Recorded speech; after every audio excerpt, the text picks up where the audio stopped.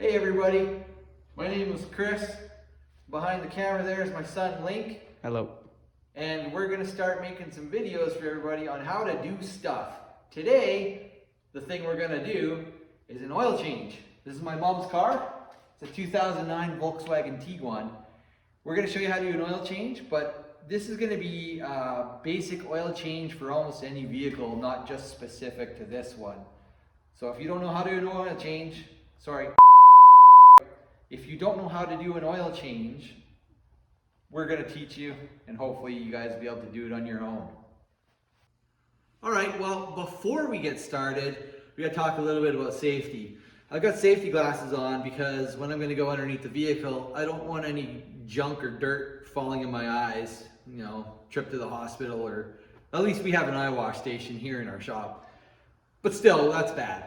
And as you can see, we've got the car up on these ramps.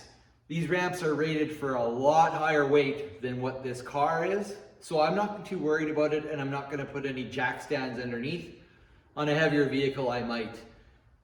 This car is a pain to jack up because of the belly pan underneath, which we'll show you guys later. So that's why I'm using the ramps. If you're going to jack up a vehicle to do this, make sure you use jack stands, and make sure you don't go underneath the vehicle until it is secure. Oh, hi, sorry, didn't see you there. Well, before we start doing the oil change, we're going to look in the owner's manual to make sure we know what kind of oil we need, how much oil we need, and the oil change interval.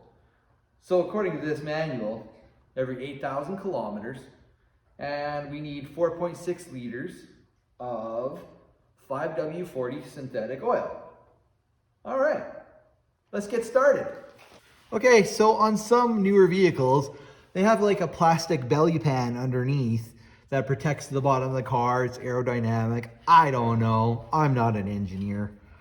Anyway, this one here has a bunch of Torx bolts, T25 Torx bolts we have to take out. You know what? Here, just let me show you. Here's this plastic belly pan that we got to take off. And there's these Torx bolts that go all the way around. So we're going to remove those now, and then we'll see the bottom of the car with the oil pan and the drain plug.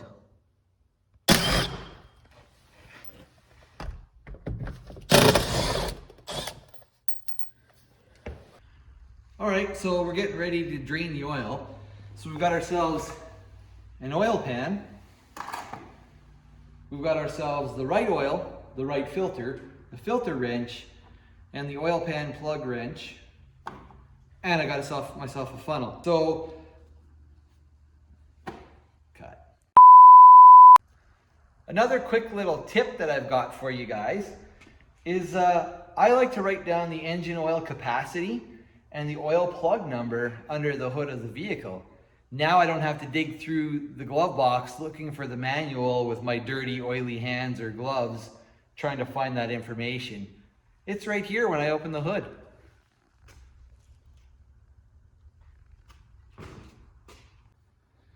Okay, so we've got the belly pan off, this plastic protective shroud, and I've just set it down behind the vehicle here out of the way. The drain plug for the engine oil is right here. Make sure you do the engine oil, not the transmission oil, okay? It's important. If you don't know which one is which, then make sure you figure that out before you start. So we're going to take the drain plug out, and it's a T45 Torx on this vehicle.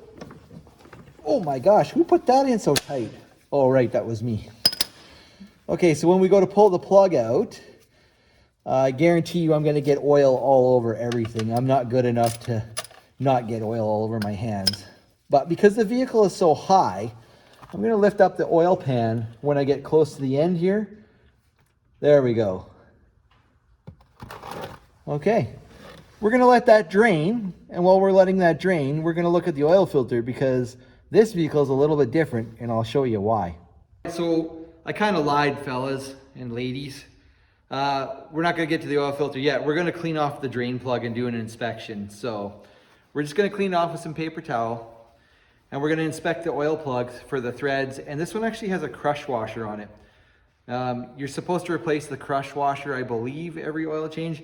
Consult your owner's manual for that one. But we're gonna have a look at it. Make sure there's no damaged threads. You can see that crush washer is actually quite flat. Some oil filters will come with a new crush washer, some you have to buy separate. We'll figure it out and we'll replace it as required. But this looks good. Now we're gonna move on to the oil filter. Oh, hi there again. So the oil was going blub, blub, blub underneath the car, and it was splashing into the oil pan and making a mess on the floor. Dang it. So all I did was I took off the oil cap, just loosened it off to a little bit of air through the top of the engine. Some vehicles have like a crankcase breather and it's not an issue. Obviously this one, it didn't work, so we opened that and now it's not making a mess on the floor. Anyway, come have a look. Here's the oil filter. Isn't that cool? It's right on top of the engine. That's pretty rare actually.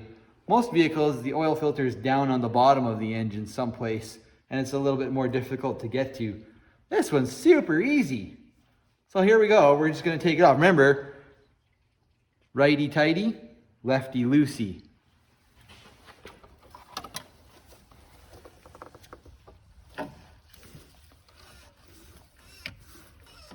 Now, we've got it loose. I'm going to spin it up by hand so we can get some air into it and the oil will drain into the engine instead of spilling all over the accessory belt drive and the alternator and such. So we're just going to loosen this off and let all the oil drain back down.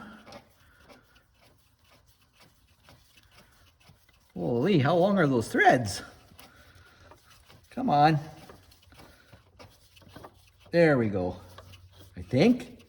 Oh my gosh, making a lot. Oh, there we go. Okay. So we're just going to take that out in a second. Got my handy dandy dirty paper towel ready so I can try to catch any of the oil that might drip. Ever so careful. All right. Now that we've got this out, we'll go put it in the drain pan, make sure it's completely drained, and then dispose of it properly. Okay, so we're gonna put the new filter on right away. But first, we're gonna inspect the mating surface down here. Can you see that where the filter mates to the flange? This, I don't know if you can see this flange in here. We're gonna have a look at that, make sure it's in good shape. We're gonna give it a little wipe with the paper towel as well. Make sure there's no kind of dirt or anything in there. But I'm also going to be especially careful that if there's any dirt on the outside edges, we don't wipe it inside, where it could either get into the engine or possibly into the wrong side of the filter and get pushed through the engine. This one's pretty clean. I'm confident I won't be knocking anything down there, but it's a good idea to check. There we go. Just carefully wiping towards the outside as I go. This is kind of in depth, you guys. You know, we're trying to show you guys how to do an oil change, but we're actually showing you a bunch of extra little steps that a lot of people don't really think about. For instance, before we take this cap all the way out, I loosened it off. I wish I would have got it on video. I had a look around here for any kind of dirt or silt or grit buildup, because like you can see, this engine's quite dirty. If there is a lot of dirt and crap in there that you're worried about getting inside, use the air hose and blow that off before you get started. We're definitely going to clean that out before we go ahead. All right, so we're going to start getting the filter ready to put on the engine. Here's our engine oil. I took the cap off and I poked a hole through this tin foil kind of protective seal. This here, guys, is a tip for you, is make sure if you have a loose piece of this, you take it off. You wouldn't want this getting into your engine. That would cause nothing but trouble and guarantee you're doing an engine rebuild. The reason we're taking this off right now, we just need a little bit of oil to put on the gasket of the filter to make sure that it seals properly on that mating surface with the engine. So we'll open our filter up here. I checked earlier to make sure this was the right filter, guys, so you know, no worries on getting the wrong filter by mistake. Here's the rubber gasket I was talking about. Okay, so something else you want to make sure is there's not a second one down there. When we cleaned off the mating surface, it's pretty clear to tell there is no rubber gasket from the old filter. If you don't take that one off, it makes a hell of a mess. Trust me, I learned the hard way when I was 16. Okay, so now we're going to take our clean finger, dip it in the oil, if we can. There we go. We're just going to wipe a little bit of clean oil on this rubber gasket. Just like that. We don't need a whole lot. We're not trying to make a mess. See, I got some dribbling down the side. I'm going to wipe that up right now. Otherwise, that's going to be super slippery when we go to tighten it on. Okay. So now this filter just drops back into place, being careful not to knock any dirt or anything into it. And it should just thread in. There we go. So we're gonna thread this all the way in. All right, I'm losing the gloves now, guys. I can't do this. There, got clean hands, and I can actually turn the filter. So we're gonna thread it all the way in. Rule of thumb is when the mating surface and the rubber gasket contact each other to go, you know, anywhere from a quarter to a half or 3/4 of a turn. You'll find out that's vehicle dependent. And my wife used to have an Explorer Sport Track, and you had to get on that filter with a filter wrench to tighten it, otherwise it leaked. So, you know, you'll figure that one out. Lots of times the filters will say right on it, once they're tight, how far to turn them. If you don't know something, just educate yourself, read the instructions. Okay, so we got this, it's tight. I can feel it's touched the mating surface. Because it's in such an awkward spot, I'm actually going to get on it with the filter wrench again because I can't twist that very well without it. So we're going to tighten this up. I'm probably going to go till it's quite snug. I mean, it's Mom's car. We don't want it to leak oil on her. That's probably good enough. Okay, so we're going to put the drain plug in now. Same thing with the oil filter. I'm going to wipe this mating surface where the drain plug goes. Make sure there's no dirt or anything. You can see it's still dripping a little bit there, but I said earlier we got to go for supper soon, so that's good enough. So we'll put this plug back in. It should say in your owner's manual how far to torque this to. But because I'm an expert, I can just use my judgment and I'll figure it out. If you're unfamiliar with bolts and torquing things, then it's a good idea to get a torque wrench and actually do it properly. But for this car, it's got a bit of a rubber washer in the pan, and it's got a crush washer. That's quite snug. That's going to be good enough. Okay. We'll pull this oil pan out of here and we'll get ready to start filling her up. All right, so before we put the oil into the engine, we're gonna use a funnel so we don't spill it all over and make a big mess, because that's just gonna lead to more problems and more cleanup and blah, blah, blah. So anyway, here's the funnel I'm gonna use today. Look how dirty that is. That is disgusting. So I don't wanna pour my oil in that because it's just gonna wash like some dead flies and some dirt and dust right into the engine. That's no bueno.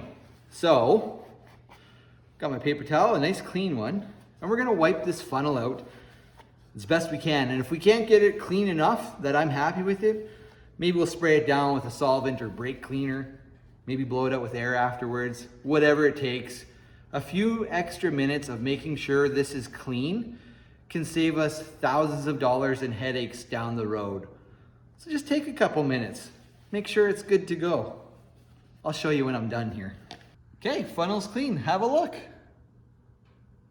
Nice, but I also cleaned the outside. This is just some like plastic damage from before. Make sure that none of this is gonna fall in the engine either, so we're good to go with the funnel. Now the cap here, pull the cap out carefully. Oh man, I don't like the looks of that. I'm gonna carefully wipe that out with my paper towel and avoid getting any of that dirt into that hole. We don't want that going in the engine. So very carefully. Wipe. Look at that. Now I'm going to switch over to a different part of my rag because I don't need to use the contaminated part over and over. We'll keep doing this a couple times till we get everything out. Like I said with the funnel, just take a couple minutes to do something like this. It's going to save you tons of headaches and money down the road.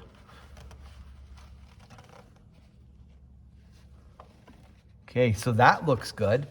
Now the cap, we're going to do the same thing. We're going to find a clean part of the rag. No sense in wiping it with a dirty part. And we're going to wipe this down now. We're going to make sure this is clean.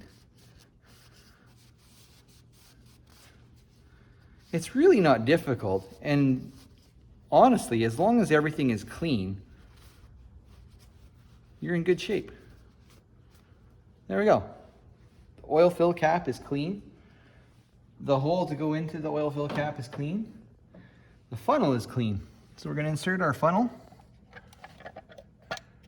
Oh, I should have grabbed a different funnel. Okay. My jug has 5 liters of oil. So we're going to go 4.6 liters. So we're going to put most of it in and then we'll check it.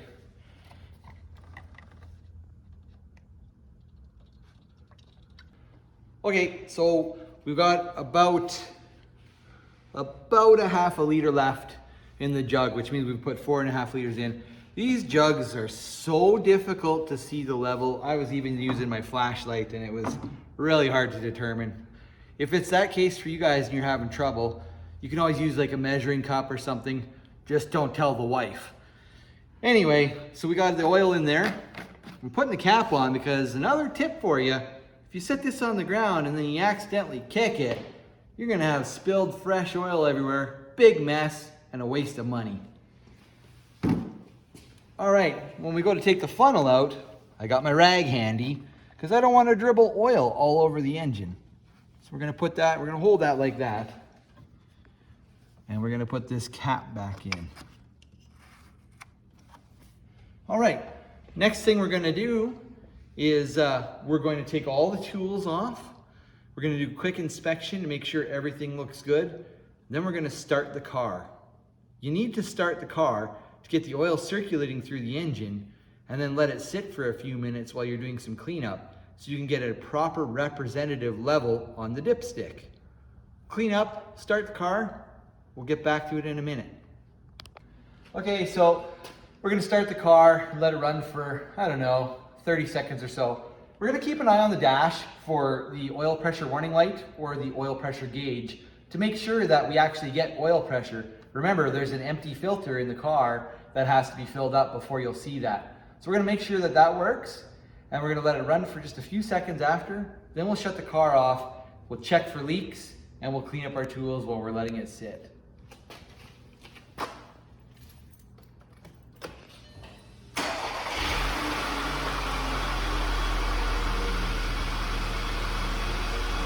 You'll notice I didn't get in the car in my dirty coveralls. I don't want to get the seat all dirty. Okay, the oil pressure lights went out. Car's run, we're circulating oil. We'll shut it down, look for leaks, and put our tools away. Okay, so now the car's sat for a little bit. We're gonna check for leaks around the oil filter. It's not leaking. Then we're gonna have a look underneath, make sure there's no drips and dribbles on the floor from the drain plug or anything else. That all looks good too. So now, grab a fresh paper towel. We'll check the oil level. Make sure it's on the marks in the right spot. So when you go to check your oil level, you don't just want to pull the dipstick if the car's been running. If the car was sitting overnight, you can do that. But because we were running the car, it won't be representative of the actual oil level. So we're gonna wipe this off. Now we're gonna put it in all the way till it's seated, pull it out again, and have a look. And I don't know, can you guys see that? The oil level is right there at the top of the little hash marks. That means we're in the right spot at the top of the range. Another little tip for you. Actually, not really a tip. One of my good friends, Dusty, he started out in high school as a mechanic doing oil changes, and it drove him crazy if you didn't wipe off the dipstick every time you put it back, because you get a little drip of oil all over and it just makes a mess. So just go ahead and give that a quick wipe every single time that you pull it. Makes things easier and cleaner. Looks good. We can put the belly pan on, get this one out the door. We're just about done. All right, well, the belly pan is back on the car. Just the opposite of how you take it off. The oil level is good. There's no leaks. Everything else looks fine. We checked, the coolant level. We topped off the washer fluid for Mom. We had a look at the brake fluid reservoir. Just a few other things. This is just kind of a basic how to change oil on a car. I know it was a little bit more in depth than what you're probably looking for, but just you got to do it right. Make sure you do a good job, and it won't lead to problems in the future. So that's that. Job's done. Let's get this sucker out of here.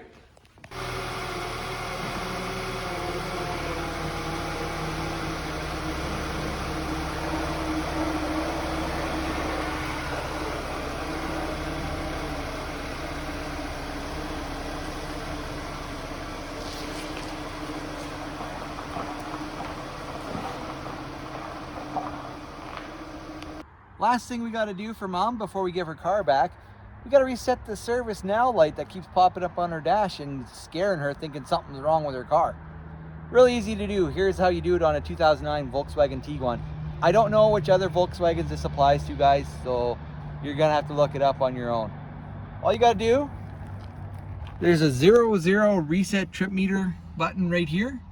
This is where the service message comes up. So we're gonna hold this, turn the ignition on. It says service now. Let go of that. Push the minute. And that's it. We'll shut the car off. Open the door to reset the system. Now let's start it. See if it says service now. Done. Mom can have her car back. Okay guys, this was the first video in me and my son Lincoln's new YouTube channel. So if you liked it, why don't you subscribe, give the video a like, and leave some comments of other things you would like us to try and show you how to do. It's just how to do things. If there's something that you want to learn or something you don't know how to do, we're going to show you. We are not mechanics. We are not professionals. We're just really good at lots of things. All right, till next time.